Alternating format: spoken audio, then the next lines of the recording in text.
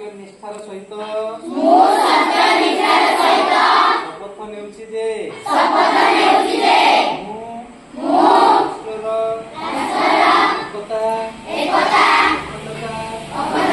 ଏବଂ ସୁରକ୍ଷାକୁ ବଜାୟ ରଖିବା ପାଇଁ ନିଜକୁ ସମର୍ପିତ କରିବି ଏବଂ ମୁଁ ଦେଶବାସୀ ମାନଙ୍କ ମଧ୍ୟରେ ଏହି ସନ୍ଦେଶ ପ୍ରସାର କରିବା ପାଇଁ ସମ୍ପୂର୍ଣ୍ଣ ପ୍ରୟାସ କରିବି।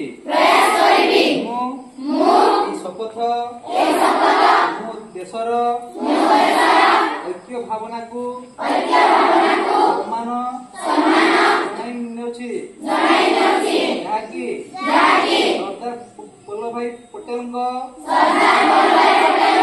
ଦୂରଦର୍ଶିତା ଏବଂ ତାଙ୍କର କାର୍ଯ୍ୟ ଦ୍ୱାରା ସମ୍ଭବ ହୋଇପାରିଥିଲା।